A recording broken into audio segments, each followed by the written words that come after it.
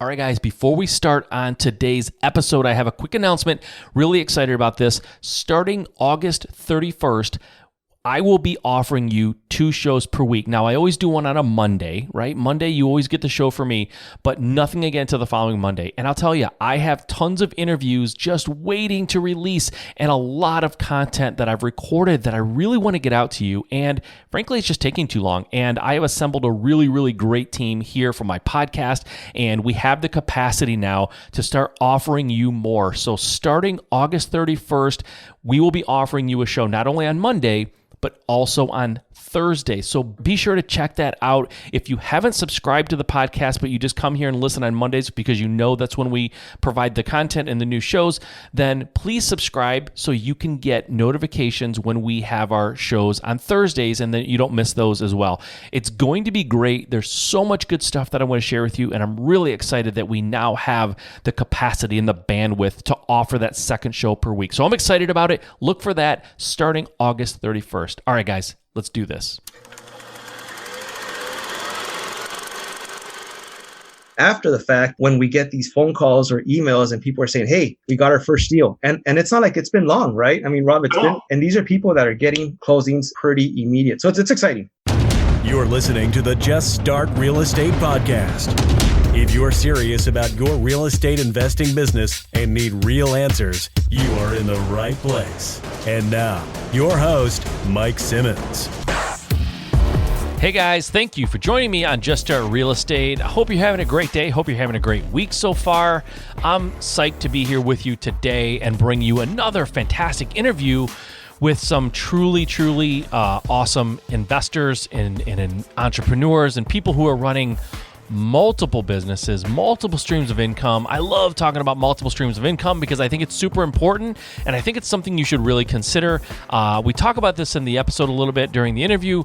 I think you need to sort of nail what you're doing, get really, really good at one thing before you move on. But eventually, once you kind of nail something, and then once you've scaled it, if that's your goal, is to move on and create another form of income. And the folks that I have on today are doing exactly that. My guests today are Rob Badhorn and his partner, Ernie Vargas.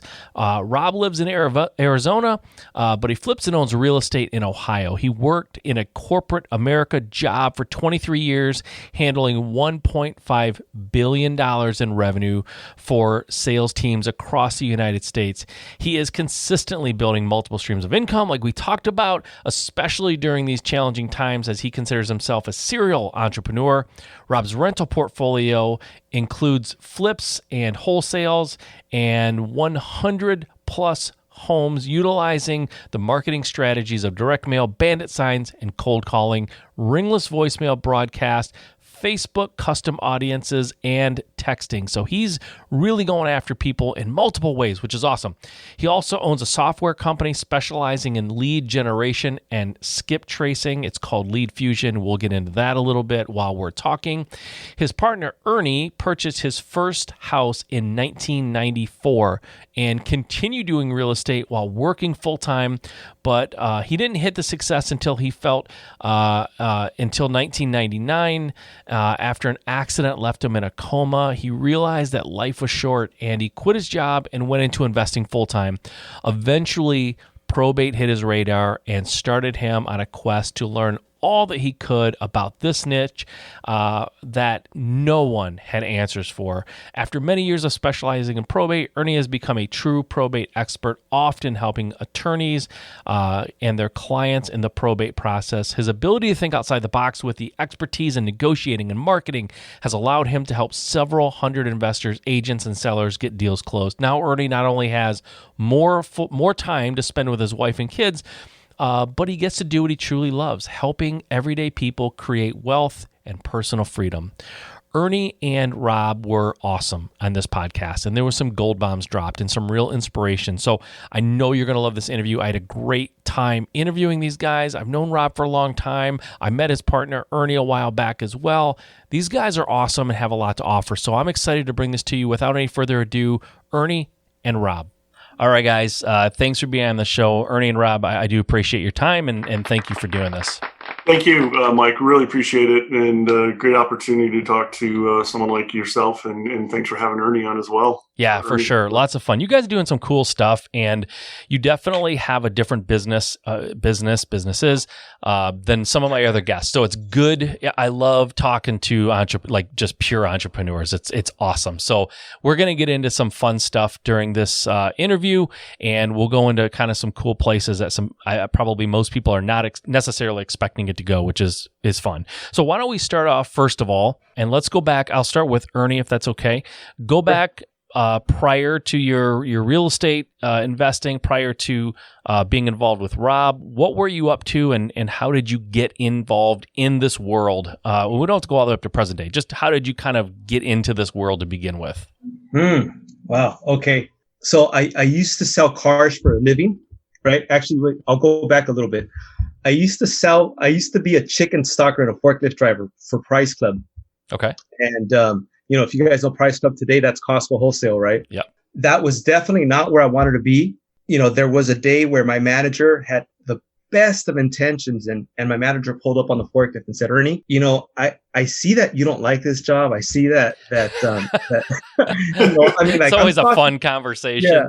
So I'm stocking chicken for a living in the freezer, sweating, right? I did the graveyard shift. I did it was a very, this was not the dream, right? Yeah. So, as a kid, I had all these ideas of all these things that I was going to do, and then I ended up doing that, which, by the way, I have to say that I'm very, very grateful. That was an opportunity. It was a great job, but that wasn't it. And so, my manager had the best of intentions. My manager said, you know what, you really should take care of this job and really learn to love it.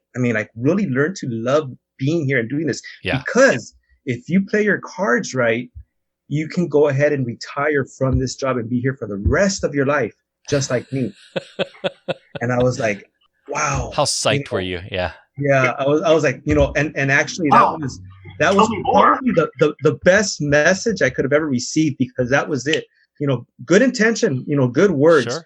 But for me, it was like, yeah, that's true. If I don't do something now, I'll be here probably for the rest of my life. And that's all right. But that's not what I want. That's not where I saw myself. So I started looking through the classifieds, right? So the newspaper, and I was looking for something completely out of the box. I was a big introvert, really had no people skills.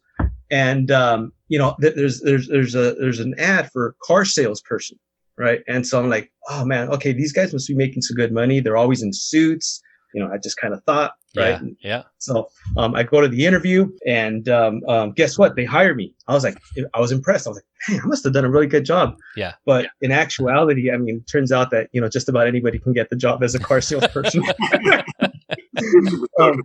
Well, one thing leads to another. And, my first day on the job was sales training. And, my first day, I'm driving, and it was a rainy day in March, and I get into a horrible car accident. And that car accident actually left me in a coma. And so I used to drive a Jeep Wrangler at the time. And so they said, I don't have no memory of this, but they said that my body was airborne. Basically, literally flew out of the Jeep and into the pavement of the freeway. Wow. And so I was taken into the hospital. My wife gets home that day from work. She's a school teacher, and there's a message on the answering machine, right? So back then we had answering machines, right? Yep. And so she presses play, and the answering machine said, Miss Vargas, you need to come to the hospital because your husband's had a little accident, nothing to be worried about. Come on over. Well, they didn't want to scare her, so they said a little accident. Right. She shows up, and my head's cut up, my chest is cut up. I'm obviously I'm out because I'm in a coma. Broken bones everywhere, and they said, we don't know if your husband's going to live. Quite frankly, it doesn't look very well. And that same day was the day that she had discovered that she was pregnant with our first daughter. Wow. And so so I had already put my toes in real estate prior to that, but I hadn't really got into it serious. I was, taking on these job after job, right? I was like one job after another job. Yeah. Long story short, I eventually came out of that coma. I was able to leave that hospital, went back to that job of car sales, had no idea what I was doing because I never got the training. But what I did get, I learned to sell, I learned to communicate, and I learned to be hungry. right? And so I think that we get a lot of lessons out of anything that we experience in life if we allow it to, right? And so there's a lot of things that I didn't like about the car sales business. So eventually I left the car sales business. I got this advertorial piece in the mail that was advertising a seminar actually for many things. Real estate was one of them. I jumped into that seminar. And if you guys have ever heard of that saying, living paycheck to paycheck, I was literally living negative paycheck to paycheck. Yeah. Because, the things that we were being taught at car sales were not congruent with who I was. And so a lot of that was, really you were taught to be deceitful, and to how to extract more money from people.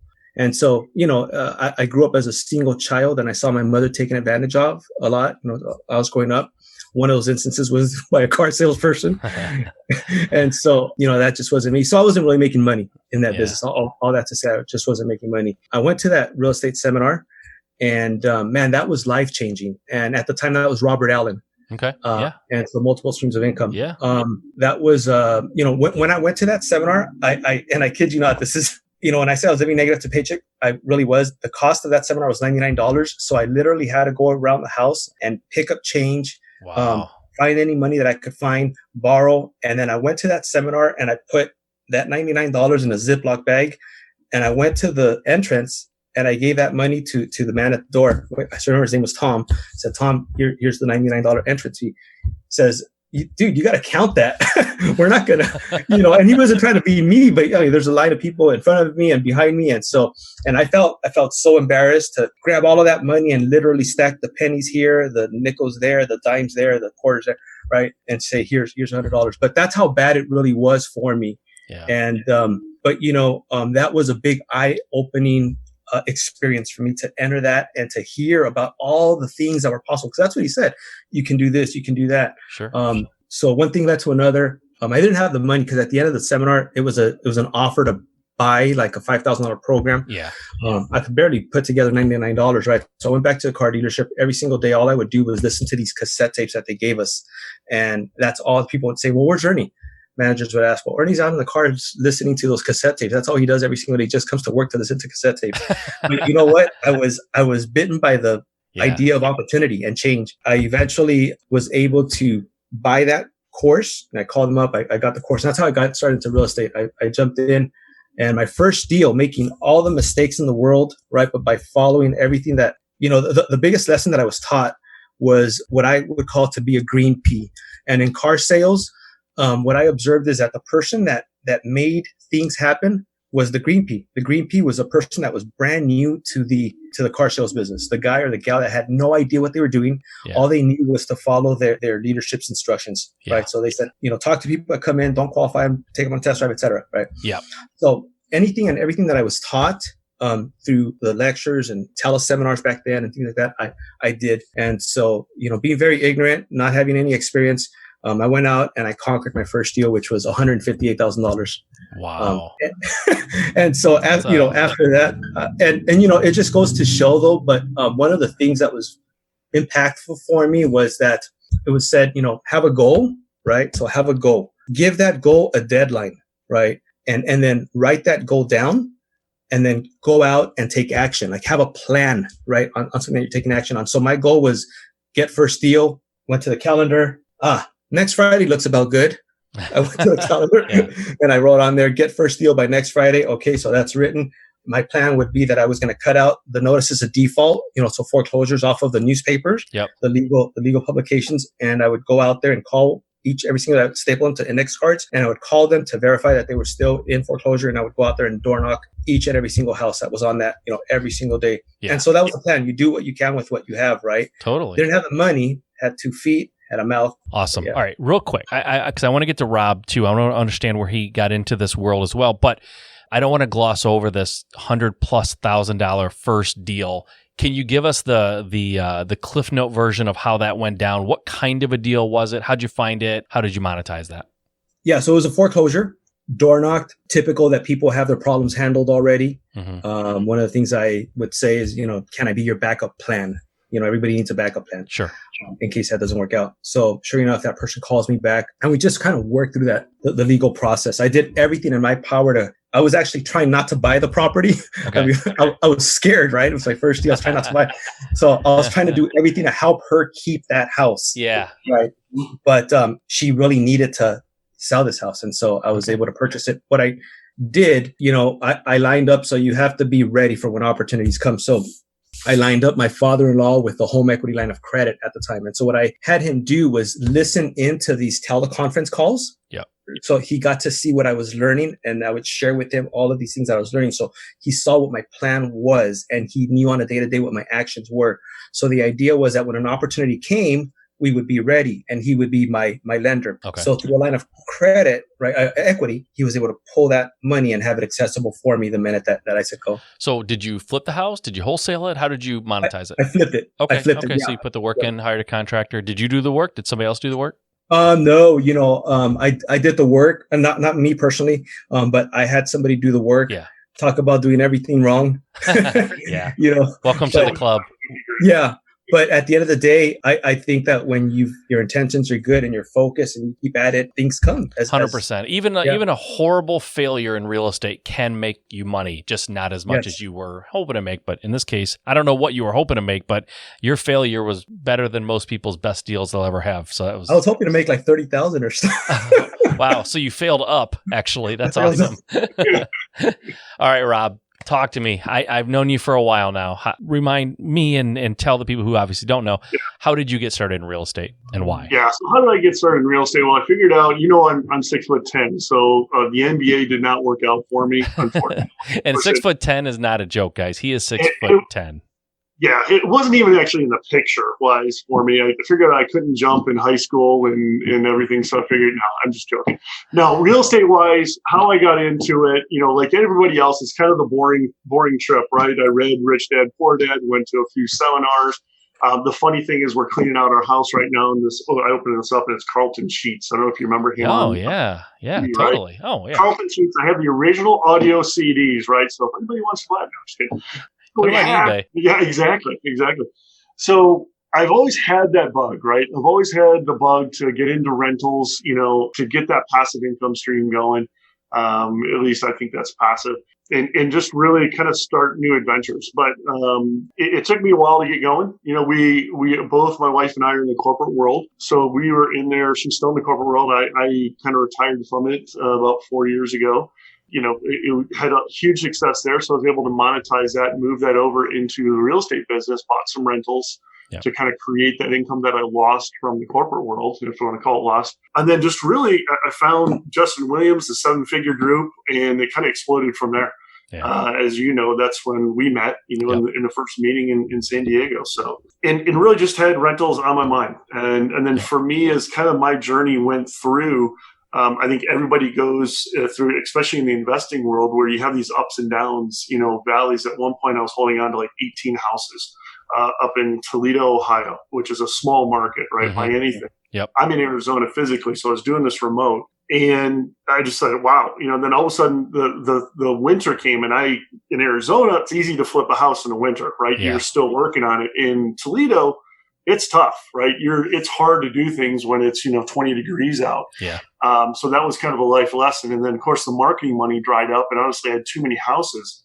So I really went in to figure out how can I, kind of like Ernie, how can I create leads in the cheapest way fashionable? And that's where Lead Fusion was born out of, basically. Okay. So that's kind of the other adventure I'm in. When you did that first deal, Ernie, approximately what year are we talking about? Oh boy. So that must have been back in about maybe 99. Okay. All right. Or so I wanna follow these two paths, because you guys didn't converge until what year? You two physically, like what year did you guys start working together? Maybe within the last year. Yeah. This last year, right? So, okay. This is sort of like we're following two storylines a little bit here. All right, let's go back to you, Ernie, for a minute. All right, you did your first deal. You made over $100,000, all kinds of mistakes. I love it. I don't think I've ever heard anyone say I was trying to make $30,000 and made $100 and made every mistake in the book. Like, I don't even want you to think about what you would have made had you not made every mistake in the book, because it would have been even more, but mind-boggling. So once you did that deal, are you still working at the car dealership at that point? No. Okay. No. Okay. So I assume that was the end of that. Where'd you go from there? What happened next? Did you just go full force? You went into it, never looked back, or how did that look after that first deal? Yeah, I mean, I basically went full force from that point forward. And House flipping? Did you flip houses? Is that what the mode was? I've always done both, house flipped and wholesaled, Okay. since back then. So the opportunity for wholesaling has always been, it's a very smart thing to do alongside of your flipping business. So Okay. Cool. So when you were doing that and kind of growing your business as a flipper and wholesaler, did you have a team? Did you hire people? Were you doing it all by yourself and kind of running around, or what kind of a business were you running at that time back in the, say, early 2000s? Oh man, I actually had a team member, and that was my daughter, my little girl. Okay. And I say that because I would door knock houses, but my wife was working; she was a school teacher, so I would take my daughter with me along on all of my Brilliant. Brilliant. So. Seems like a hassle, but there's not much better way to endear yourself to strangers than having this beautiful daughter with you. I don't know if you guys ever seen the movie There Will Be Blood with it's a story of the guy, the oil guy, and he used to go into these towns in the 1800s and try to buy up land so he could mine the oil, and he would bring his son with him and bring him to all the town hall meetings and stuff, and people trusted him and loved him immediately because he had this cute little boy that he brought with him. So yeah, wow. I don't think that was your intention, but it's smart. It's like bringing a puppy to the park if you're looking for a date. It's just a good idea. You know what I mean? Right. It's a good. Well, I had a choice. I either stay home, right, and say I can't do it because I have to take care of the baby, or you get out there and do it with 100%. Whatever's in front of you, and the results were better, as you say. Yeah. Yeah, that's awesome. Very cool. I mean, does she remember that? You know what? She doesn't remember everything, but she remembers the early days of probate, because in the early days of probate, I would be at the court and she would always be with me there as well. Okay. So Gotcha. Cool. So you were flipping houses, doing wholesales. Did you do and follow that path and kind of grow your business until you and Rob met, or was there any divergences, any other things that happened along the way, or was it pretty straight real estate going forward from that point? Yeah, I mean, pretty much. It's been pretty straight with real estate. Yeah. This is over 20 years now. Yeah. So I mean, a lot has happened, and in the 20 years, I've done so much. Wholesale has always been a big part of my business. What do you see the biggest change? What are some of the bigger changes you've seen since you started to now? Like, how has the industry changed, or has it? Maybe it hasn't, but what have you seen over that time that's changed? Okay. Well, what's really interesting is that I sort of hear everybody talk about how it's more competitive now, right? I hear that conversation, and I think that that's true, but I feel that it's always been competitive. It's always been, so I'm in the LA market, and at least I can say that in my LA market, it has always been competitive. Yeah. 20 years ago, as much as it is today. Back then we had full page advertorials for real estate seminars. People would get to go to these seminars, a 3-hour seminar for free, and every town had one across the nation. Yep. So it wasn't YouTube channels, advertising, all that stuff, but it was a Carlton Sheets. Carlton Sheets, Robert Allen, Ron DeGrand. I mean, every single city in America had these seminars. So like the level of competition, at least from my perspective, I feel has always been pretty stable and high. What has happened and continues to happen is that many people come in with the dream and the vision and the excitement, but only a small percentage stay and stick with it. Yeah. And so there's always this turnaround. And so maybe what's different today is that we have the internet. And so the internet, I think, makes it sound maybe like easier than it is. Not that it's necessarily difficult, but so then maybe you have more people trying it, but not necessarily sticking with it again. Definitely. Okay, cool. So Rob, let's just shift back a little bit. You mentioned you were in corporate life, a very successful career there. Why did you get out for real estate? What put that bug into you to make you think you need to do this? For number one, we've always had, my wife and I had a few rentals, right? And I could definitely see the path of expanding that and kind of blowing it up, right? To create that stream of cash coming in to the family. So for me, during that time, quite honestly, my company was buying other companies. And still is doing it to this day. And so they bought a company, and there was 2 in the box, and we just basically said, hey, if I could get a package here, it would be great. Or, whatever happens, right? And of course it happened. And so I was lucky enough to get out of that and with some nice cash to be able to go off and recreate my stream of income in the rental portfolio. Nice. Basically through flipping and through wholesaling and through, just keeping some of those properties that we'd acquire with marketing in the rental portfolio. So it was really just that. I mean, the passion was there just from a standpoint of I can create that rental stream, almost put it on autopilot. I self-manage today. I have one person, one handyman, and I self-manage those properties. Really? And it's just really easy to do. I spend maybe 2 to 3 hours a week on that. And it's a nice income stream for me. How many properties are we talking about now? How many do you have in your portfolio? 25 right now, so not a ton, but it's a nice where you can keep a handyman pretty busy and in a rental agent. Are they all in the same city, or is this local to you, or is this still in Toledo? They're still all in Toledo. So I always try to concentrate. People would try to have me buy other rental properties in other areas, and I just didn't see the economies of scale. Right, as soon as you start doing that, and you got to find that other good handyman or that other construction company that can help you out. Yep. Right. And I just saw the economies of having it in one concentrated place. If I do it again, or if I add more, as we move around, as we retire, if you want to call it that, I don't think I'll ever retire, just because I love what I'm doing. Yeah. But we probably start out and then have another concentration of rentals in another city. Right. So I'm not the guy that's going to have one in, Tennessee, one in Kansas, one in, that's just not the way I think is the best way of doing it. Personal opinion. I totally agree with that, actually. So you self-manage, just out of curiosity, because I have about 20 rentals myself. They're, I don't know, they're not in the same city, but they're in the same kind of metro area. But I don't manage them myself because I hate the idea of doing that, but I also have never tried it and I didn't have systems in place. And just out of curiosity, do you do all your own background checks and applications and does your handyman show the places? How do you, just some of that nitty gritty and the trench stuff that you have to do to get it up and running? Yeah. So great question. I'm in Arizona. The houses are in Toledo, Ohio, in the metropolitan area there. I call it metropolitan.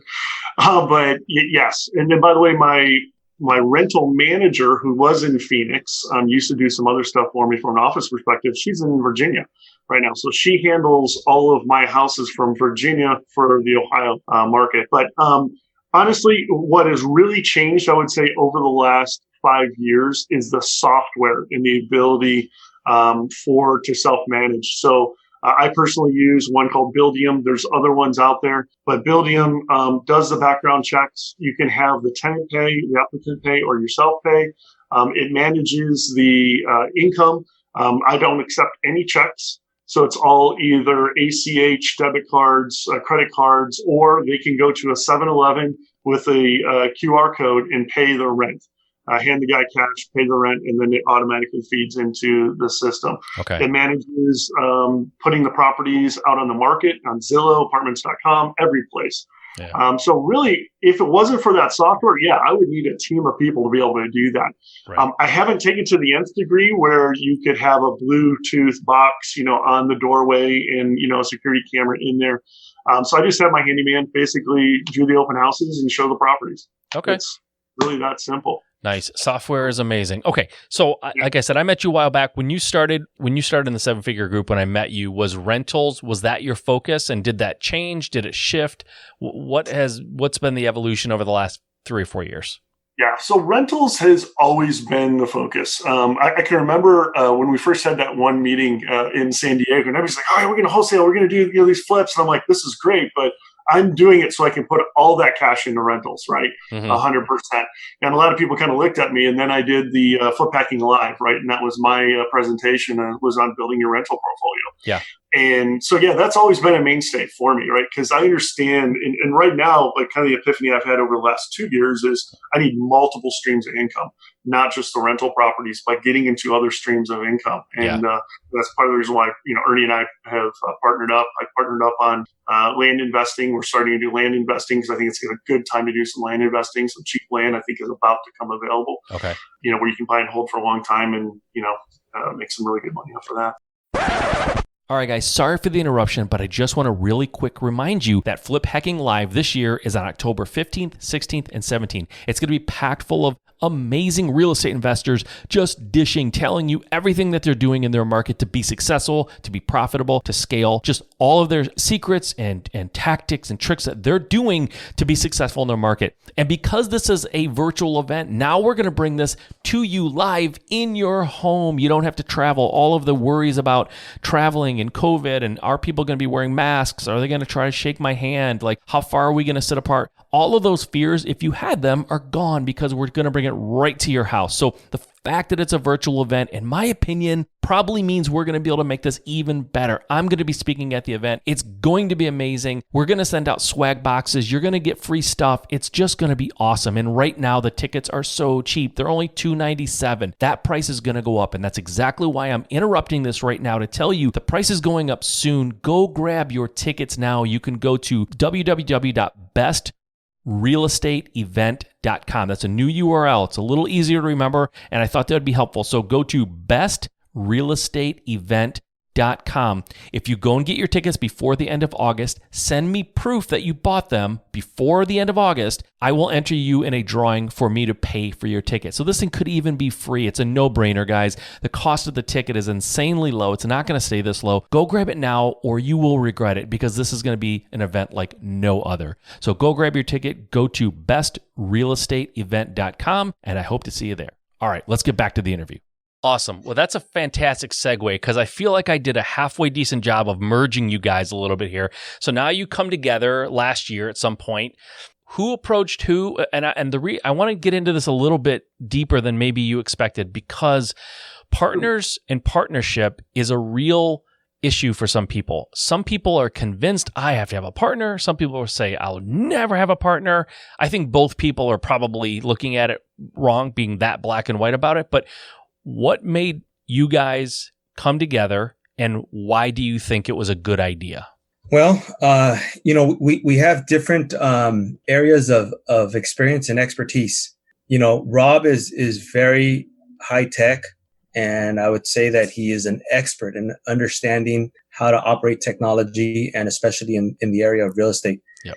For me, my area of specialty in real estate is probate. So probate has primarily been my market for all of these years. I've also been a lead service provider and coach for people in the probate space. I've been a private consultant to a lot of brokerages and a lot of investors.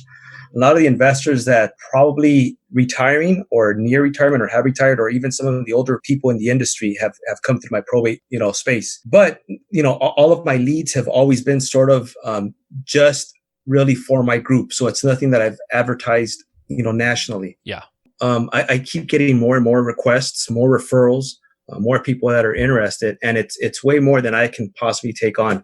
And so Rob and I actually, once upon a time, I was also in the 7FF with you guys. Yep. And that's where Rob and I actually met. And, we hit it off, and I forgot exactly how that conversation came about a year ago or so, but right, because I was going to say that you were in it a while back, right? It wasn't like you were just in it. So yeah, how you guys reconnected like that? So I called Rob. I remember that I called Rob, and I think it was a question around skip tracing. Okay. And one and then we sort of like this whole opportunity conversation just opened up, and we started talking probate. We started talking skip tracing. See, I'm an old time skip tracer. I mean, I've been skip tracing for 20 years. Okay. Back in the old days, I used to use Merlin Data, and then Merlin Data was eventually bought out by a company called TLO. Yeah. But back in the old days, we had to manually skip trace each and every single lead. And I've been a caller, for this 20-year mark as well. Yeah. And, I think that's one of the things that I remember. You weren't in my small group room, but it was Andy, and it was myself and one other guy that were talking about cold calling. Nobody else was doing cold calling in the 7FF group at the time. No. And so I talked about it, and I remember, I think our segments were supposed to be like 20 minutes, and I ended up going for about an hour plus. Yeah. And he's like, keep going. So I've had this whole world around cold calling and dialing and skip tracing for 20 years. And so, Rob, he's the expert at skip tracing. I've never seen a product like what he has in the world of skip tracing until I met him. And believe me, I've hired VAs. I've done so much with skip tracing everywhere. And again, this is a guy that used to use Merlin. Yeah. I came to Rob, and wow, he showed me a world of difference when it comes to skip tracing, unlike anything out there that exists. And you know about that, right? Oh yeah, for sure. So we brought both of the products together, the probate leads and the skip tracing, and it essentially we're able to do a lot of things on the back office side of things to make these things work together. Okay, so let's talk about that, right? Ernie, you've been in real estate since the late 90s or mid to late 90s, flipping and wholesaling and doing that whole thing and working probate. And that was kind of it sounds like your niche for a lot of that time. Rob, you came into the industry about rentals and you did some wholesaling and stuff to cash flow and you have this rental portfolio. So at one point, Rob, you mentioned it earlier kind of briefly, and we kind of brushed past it on purpose because I knew we were going to come back to it. You said that multiple streams of income you finally realized is what you needed to do. And I'll tell you, I could not agree more. And I'm super excited to dive into this part of business, not just real estate, but into business, because, I think it's really important for people to really get good and master something. Trying to do everything all at once and learn everything all at once, it's like that's a recipe for disaster. But you get into something, you learn it, you get great at it. And rather than getting comfortable and just saying, I'm going to keep doing this, because that's one food source. And if that food source wavers or goes away, now what do you do, right? So multiple streams of income can be a lot of things, but when you have synergy, that's huge, right? So what I'm saying is you're a house flipper, and then the next thing you decide to open up a shoe repair business. Like there's no synergy there. It doesn't make a lot of sense. But you're opening up multiple streams, and you're connecting with people like Ernie, and Ernie, you're connecting with Rob to strengthen and create this world that sort of helps feed itself. And so let's talk about that. You mentioned the name earlier, and Ernie, you just kind of referenced it, your skip tracing business. Why don't you tell us the name of that, why you started a skip tracing company like that, the software that you use, and that service behind it. Why did you do that? You have this rental portfolio. We kind of alluded to it with multiple streams, but what was the actual, I'm doing it? What made you do it? Well, the one thing that was the actual thing that made me do it was the fact that I ran out of marketing money. Okay. Quite honestly, I was holding on to some houses through the winter. If we go back to that story, through the winter, and everything dried up. My mailers, I couldn't afford sending out mailers. And so I said, what are some other things that I can do? And I said, you know what, I'm going to start, going on Zillow, going on other websites, finding tired landlords. Yep. Finding out where they were, going to the county records, figuring out who owned the properties, then finding, the phone number for those folks. And I said, this is a lot of time, right, to do this. I was hired a VA, and I made videos. I remember this, I made videos for these people to follow. It's like, okay, here's the probate records. Here's how you get them. Here is, the landlords list. These are the last 7 days, these houses went on the market, right? Yep. Or they've been on the market for a really long time, like days on market or over 100 days for a house. Well, it's a perfect flip opportunity, right? Yep. So find out who the owner was, go to the county records, find the phone numbers for the person, and just literally start calling them, right? And so I had my VA pull the list. I had a person that was my lead manager at the time start calling the people, and that's kind of how everything was born. Past that, I said I'm a big data freak, number one. And number two, when it can bring value not only to myself and other people, that's what really gets me excited, right? When you're filling that niche where it didn't really exist. And so leadfusion.com was born basically out of that need for that. So like anything else, I think we are always looking, either we're in R&D and we're trying to develop this cool new widget, or there's a need that you need to fulfill either in your personal life or someone else's life. And it just kind of grew a 7-figure, right? Grew within that group, got a lot of feedback on the product itself, redid the product 2, 3, 4, 5 different times, and really came out with a final, I want to call it a final product. It's never final. I'm always adding stuff to it. Right. Like we just added the ability you can send me addresses and I add ownership information into it, and then we skip trace it all for the same price. So it's always, progressing up the chain in terms of value that we're trying to bring. So it's always smart. It's always smart to have a business like that you start out of need. You saw the need. It was driving you crazy how long it took. You have a knowledge of the industry, and you combine that with a group of people that know, love, and trust you, and know that you know what you're doing, you know what you're talking about, and you start a company that way. So just in a nutshell, I'm not putting you on the spot. I guarantee you've thought of this. But what makes Lead Fusion Why Lead Fusion? Why not just go somewhere else and get my skip tracing done? Why you guys? That's a great question. I think there's a lot of different people out there, and they're all good skip tracing companies, no doubt about it. I think what we do in terms of value in the amount of data that we're able to provide you for the value associated with it, right? For the price per append, right? When I started out, everybody was charging for searching, and I said that's nuts. You're going to pay for something that you don't get. To me, I'm a BSEE and engineer, I said that value just doesn't appear to me, right? That's not logical. So I said, okay, I was one of the first guys that said, I'm going to offer it at the append, right? In other words, if it only appends, that's when value is given to you, and that's when you should pay. Yeah. So we do a lot of different things on top of that, on top of bringing in last known addresses, which other people call golden addresses or whatever. We bring in multiple phone numbers, landlines, cell phones. And it's not just one or two. People say, well, why is there 5 or 6? And I say, well, sometimes we pick up the people living at the house, right? And not necessarily a bad thing. If you're trying to get someone in that household, right, and you ring that person and it's the person's wife, not a problem, right? You're still talking to the person that you want to talk to, right? So that's always a good thing. We provide emails. We provide 18 other fields within that skip tracing file of information for you to make decisions on income. And it's just crazy. There's age. Is the person deceased? All that type of information that a lot of the other guys provide too.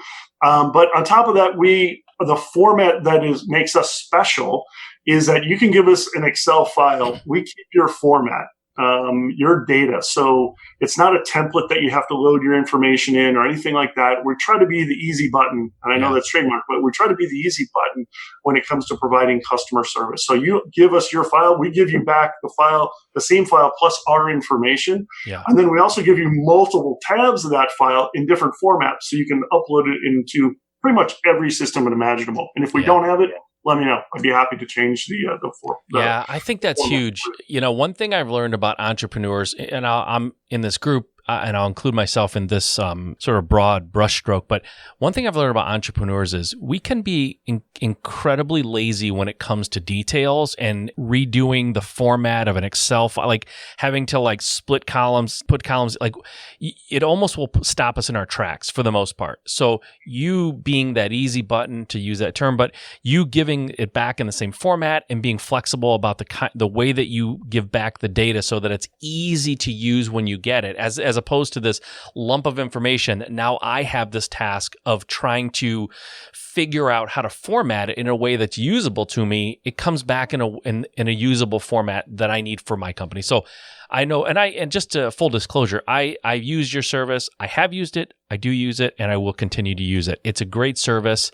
You do a great job, and it's just, working with someone who has such a high level of integrity and you care about what you're doing and your reputation. That's all huge. So when you guys came together and you, like you said, Ernie, you brought together your probate and what Rob was doing with skip tracing. What is the result of that? How is the business different now that you're in it, Ernie? And how does the product look? What was the benefit of all of that getting together? Well, I think that we're able to help a lot more people. I think that as far as I know of, I am the first probate leads provider in the country. And, the ability to keep with continuous changes in the marketplace, I understand that more and more people are interested in calling people. So naturally they need skip tracing, right? Yep. Yeah. And there's a lot of features that technology can bring forth to a lead. And so in working with Rob, we're able to kind of put both of our brains together, my brain with leads and data and history and operating in the courts and being able to extract different types of lead sources. Even we're talking about many other leads that we're looking at, things that I've experienced because I've been in the court, my entire life almost, I feel, right, in this business at least. Yeah. But then, Rob has all these other perspectives. Hey, we can do this. What if we can match this to that? We can find this person based on, X, Y, and Z. Oh, wait a minute. Who's the relative that, for example, we're looking at few, I'll give them a little insight. inherited leads, right? Who are the relatives, right? All of these things, what properties are they controlling? And there's so many things that I can grab from the court, but that he can also put together with the technology that just brings a lot of value to the marketplace. A lot of investors and agents as a whole are now contacting us and asking for more of this. And Mike, I think we bring really a couple different sets of values. Number one is we have technology, and the technology I've developed inside of Lead Fusion to do a lot of different stuff. And it's not stuff that you folks as a typical investor would even understand that you need to have in order to make this particular lead valuable, if that makes sense. Yeah. And so we've developed all those technologies kind of behind the scenes. And that's why, right now we're doing probate. And Ernie's being a little, how do you say it when you're modest? Modest. Yeah. Thank you. Yeah, he's being a little modest. And, he has researchers all over the country now, right? So the value that the two of us got back together, or when we got together, was he has this researching arm that literally goes into the courts and hand pulls these, this data. It's not some automated thing that might get it wrong, right? Right. These are people hand pulling records out of the court. And then you merge that with skip tracing and my ability to find relatives and be able to find other facets about that particular lead becomes really powerful. And that's the value I think we can bring. You lump in inheritance leads right on top of that, which is our next product that we're coming out with. We'll be one of the top suppliers in probates and in inheritance here in the near future, just because of that. Just out of curiosity, is the service that you provide, is it purely just reacting to people asking you for information, or is there anything, do you guys prepackage anything, or do you have like any sort of a product that you offer? I really don't know. I see you laughing, but I don't know if I hit on something. No. It's a great question. I think between Ernie and myself, from a technology and ease of doing business, I bring that to it, the high tech side of it. Ernie being the probate fox, right? He has an education, he has a book, he actually sits down with our customers, and goes through the whole process. And Ernie, you can talk about it better than I can. About everything that he offers on top of just buying the leads, right? That's just not there's a lot more value than just buying the leads itself. But I'll let Ernie. Thanks. Yeah, I will say that, understanding what a real probate lead is and being able to differentiate a real probate lead versus, something that somebody else has put together. And so that's something that I've seen over the last few years, is that more and more people are selling leads online because it's money, I guess, right? Yeah. Maybe it's an opportunity, but a lot of what is out there isn't really a probate lead, and the marketplace doesn't know if they're not if they're not working that market, actively and have been doing it. They just don't know. They believe what people are saying, and so that's a big part of that, is helping people understand that, and then helping people to understand how to communicate with these sellers and how to help these sellers so that they can convert into an actual closing. And so, yes, a lot of the folks that have come on board, I've had a blast talking to them, because, not only do I get to onboard them and train them and talk to them about what type of conversations they should be having and the different directions that they will be going and how they should be prepared with a probate lead. But then after the fact, when we get these phone calls or emails and people are saying, hey, we got our first deal. And it's not like it's been long, right? I mean, Rob, and these are people that are getting closings pretty immediate. So it's exciting. Okay, awesome. Just out of curiosity, this is just more for my information, I guess, but maybe people are wondering as well. When it comes to probates, I've heard a lot of debate or conversation around the best mode of communication with a probate lead, whether it be cold calling, a postcard, or a letter, because it's more thoughtful or personal. Are they all good? Is one better than another? Like, what's the best form of reaching out to folks? And I'll jump in here just before Ernie goes. And I think that there's two different, at least from my perspective, there's two different sides of that. I think there's one that if you can get a hold of the petitioner, from a probate lead, then you're kind of set, right? But if you can't, or you're trying to convince the whole, I would say, group of people to a decision, especially if you got a lot of errors in it, then that's where kind of you need the different forms of medium, whether it's the address or whether it's a phone number or an email of those people, all of which we provide. Then I think there's two sides of that. If it's an easy probate lead and you got a hold of the right person and there's no other people involved, great. But if there's a lot of people involved, then you need a lot of different forms of medium to get them. But Ernie, I'll let you finalize on that one. Yeah, no, you're absolutely right. I think it really varies on the market, right? The city size and so forth, and the level of other people that are prospecting to that specific market. Direct mail works just fine, but it's a consistency thing. Okay. And obviously, the bigger the metropolis, the more mail pieces that these people are getting. For the most part, though, I will say that probate is a market that it's a harder lead to obtain. So it's not a lead that has been one that people can just go out and buy off of like ListSource or something like that, right? Because there's a lot more hurdles to get that lead. It's less likely that people are communicating with that seller. And then to understand the real life challenges that this seller is going through is very, very important, right? And that's where the real value is. When we're talking about motivated sellers, the ultimate motivated seller is probate. And that's why I've stuck with probate for over 20 years, because it has been the low-hanging fruit, right? Right. You have people who have inherited a house who didn't necessarily work for that house. So it's essentially free money. So psychologically, it's a lot easier to let go of. Yeah. Plus, it's wrapped with a lot of burdens and financial obligations, right? Every time that a document needs to be filed at the court, you're looking at about $350 to $450 for that filing fee, right? Most American households don't have that. Then whenever there's a conversation about money in a family, there tends to be a lot of this, right? A lot of tension. Yep. And so there is a big need for liquidation. So all that to say that when you're communicating with sellers, it's really understanding what their pain points are. And for me, my favorite, most preferred method of communicating with sellers in probate has been on the telephone. Okay. I like doing that, so that's part of that. And that's another thing, right? What is your communication comfort level like, right? Yeah. But I will say, Mike, that this can be done just as easily as in a big city as it is in a small city, because when the market took its shift, 10, 12 years ago, I shifted my entire operation to Indiana and Ohio. And that was at a snap of a finger, and that was all wholesale, and that was all done remotely, from California to those states. So you're wholesaling probate leads at that point. Wholesaling probate properties. Okay. Yeah.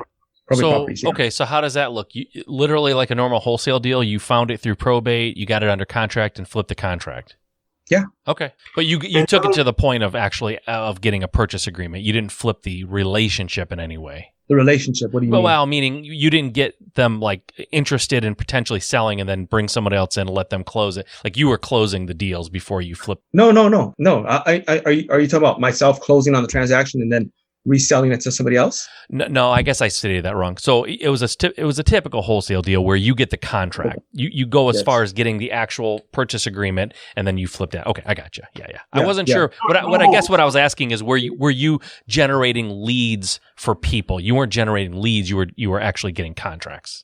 Correct, getting contracts. But I have been a lead generation company in probate for many years as well throughout the country. Yeah, that I have been. Okay. And I think the other thing you got to keep in mind now with the COVID-19, unfortunately, and I want to say thank you to all our first responders, because I have personal friends that are doing that. And it's not an easy thing. But now with the COVID-19 era, it kind of throws in. So now before you had a family that inherited a property that really was, quote, free to them, if you want to call it that. There might be some emotional ties there. But now you throw in COVID-19, and unfortunately, there's more deaths going on.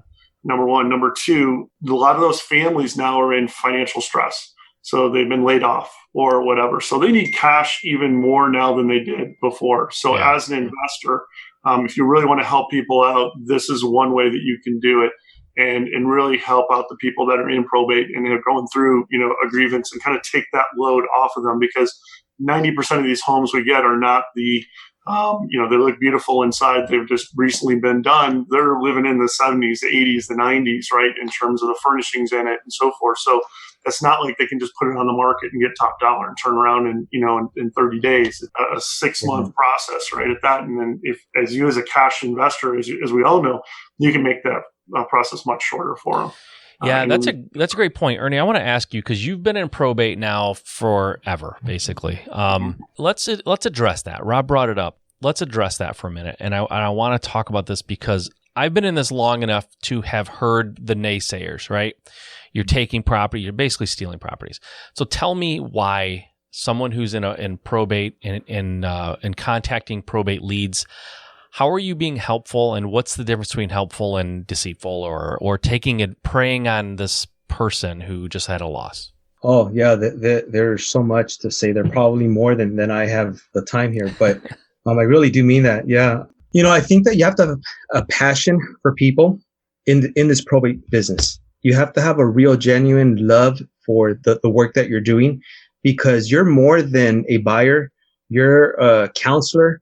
I sometimes feel like a chaplain. I do prison work, by the way, and so like they call me the chaplain in prisons, but I almost feel like that is part of that in this business of probate, because the reality is that there's so much grief that people are going through, right? And it's not only you would think that it's because of a passing of a loved one. Yes, that is true. There is pain there when somebody has passed away, but you have to understand that the majority of people that have died are people who have already lived a full life. That's the majority of people, people that were in their 80s and 90s. And so we sort of feel discomfort when an elderly parent or grandparent, moves on, right? They're away from the pain and all these other things, right? There are cases when somebody dies when they're not supposed to, right? There are parents who actually have to bury their children. Sure. That's horrible. That is absolutely horrible. And that happens.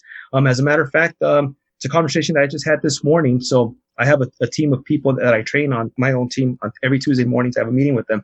And, I was one of the conversations that one of the guys said, you know what, I feel so bad when, people are crying on the phone because it's her son who died. And, this wasn't supposed to happen. What do you do? So we're not ambulance chasers. We obviously are never trying to take something from somebody else. But the reality is that we're looking for those that need help.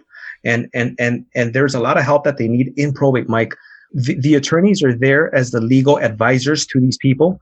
But, the attorneys are all over the place. There are attorneys that are very good and helpful people, but there are many that are not. Yeah. There are many that are too busy, or there are many that, just aren't even experts in the probate space. I mean, and that's a whole different conversation. I can go so many different ways. Sure. But the reality is that you're looking for those folks that really need out. And the truth is that most people shy away from probate. I think maybe because of the misconceptions, it's a legal process. It takes too long, whatever ideas or thoughts that they have in their mind. So there are a lot of people out there that genuinely need that service. And so understand that when a seller needs liquidity in an estate, that liquidity is usually tied up in a house, in a piece of property. Yeah. And therefore they cannot move to step 2 until they work around that step 1, which is selling that property. Exactly. So we're really there to help. Now, sometimes, we get people that are mad and say, hey, why are you calling me? Right. Sure. And if that's the case, we don't understand where people are coming from. They may be having a bad day, or, they really are not wanting to listen to you. And that's all right. Right. Yeah. So what percentage of the people in your experience, Ernie, that you purchase their probate property and get them out of that situation, let them get to step 2, what percentage of those folks are grateful to you, would you say? Oh, man. Transactions that I'm actually, complete transactions, every single one. Yeah, exactly. That I was leading you a little bit, but people are grateful for this. This isn't like they go, "Oh, you got me on this one," No, you're absolutely providing a service that they desperately need and don't know what to do. So, anyways, I just want to go down that path for a minute, because I know that sometimes there are misconceptions, and clearly you have a good heart and your heart's in the right place. Friends for life. Yeah. Totally. Absolutely. You get calls on Valentine's Day. You get calls on Mother's Day, Father's Day, whatever. Right? That's awesome. It's awesome. Amazing. Yeah. That's awesome. All right. So I understand where you guys are from your business and your partnership. It seems to make tons of sense. So far, so good. Things are working well. Again, the partnership side of it, just be careful. Not you guys necessarily. I'm just saying people who are listening to this, partnerships can be great. I've had a partner for years. It's great. I've known people who had partnerships that it didn't go well. Just make sure that your goals are aligned. Everything I tell people all the time, if you start in New York and one person has a goal of getting to Chicago and the other person has a goal of getting to Los Angeles, it's going to seem great for a while, and then there's going to be a real problem, right? So somewhere along that Illinois line where you have to go up toward Chicago, you're going to realize you have different goals. So just pay attention to that. And anything else you guys want to cover before we end this? Because it's been a while. I don't want to be disrespectful of your time. I appreciate you guys doing this. The service that you're offering, Lead Fusion, fantastic. Go to leadfusion.com. We'll put links in the show notes and all that. Oh, real quick, I did write this note down while you guys were talking. Rob, you mentioned a book that Ernie has. Ernie, you have a book that you wrote, I'm assuming, a while back, or is this more recent? Actually, it's more recent. It was actually due to be released right prior to the COVID. Oh, okay. And then COVID came, so I sort of held back. And so I'll probably go ahead and release it sometime soon now that I think we're getting, past this. Will it be on Amazon? Like, will it be available like that? Yeah. Okay. Yeah. Do you know that you have a name for it? Probate Profits. Probate Profits. Okay. Yeah. We'll put that in the show notes as well. And whenever it becomes live, you can let me know. We'll put a link in there too. But for now, we'll just put something in the show notes. Probate Profits. That's awesome. Definitely check that out when it comes out. Guys, if you have any questions or anything, by the way, like I said, I'm a fan. I'm a user. I'm a client. They provide an excellent service. If you have any needs as far as that goes, please reach out to them. Do yourself a favor, reach out to them. It is the easy button, and it's awesome data. So for that, guys, I appreciate you doing this. We will put all your contact information, if that's okay. We'll put that in the show notes. So if people want to reach out to you, anything else before we go? Any parting words, last things you want to say? No, Mike, for me, thank you for having us on. Really appreciate it. And hopefully, we all go through this journey in life for real estate investing and just in general, right? Yeah. If ever, I'm an open book. If anybody wants to ever talk or anything like that, feel free to contact me. That's not a problem. I just really want to help people out is the bottom line. Once you kind of create multiple streams of income, for yourself, the next thing you want to do is help people out. Right. And are always here to do that. And of course, the groups that we belong into, Mike, ourselves, do that as well. Right. We all try to help people out and help each other. Sure. So absolutely willing to help people out. So thank you very much for having us on and having me on. Awesome. I'll say that I sort of have a theme with my group of callers, right? And it's keep moving forward during this, COVID-19 era. We are the only group of people that I'm aware of that is still pulling probate leads today during this COVID era time. Are courts closed? Yes. Well, how are you pulling leads? Well, we've got some inside track. That's secret sauce. That's right. Secret sauce. Yeah.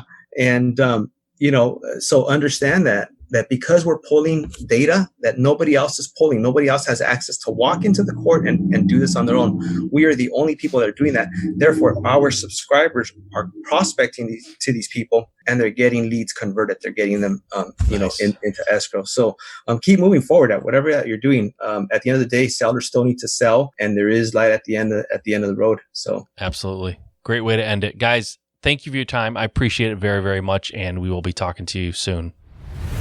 All right, guys, hopefully you enjoyed that as much as I enjoyed doing it. Those guys are awesome, very smart, multiple streams of income. Don't sleep on that concept. That is really, really important, but I don't want it to distract you from the ultimate goal, which is building a business that gives you financial freedom and freedom of time.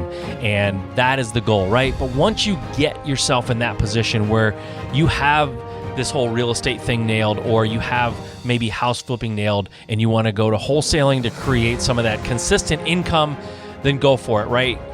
Different streams of income, multiple streams of income doesn't have to be outside of the industry you're in. You can create multiple streams of income that support the main income and sort of all ties in, and there's synergy there. And that is an awesome thing when that happens. So if you want to do that, it all starts with the first step, right? A journey of 1,000 miles begins with the first step. The first step for you is to get out there and just start. So get out there and get going. Make today awesome. Go out there and crush it and take that first step of 1,000 steps or 1,000 miles and start doing something. Go out there and just get started. All right, guys, have a great day.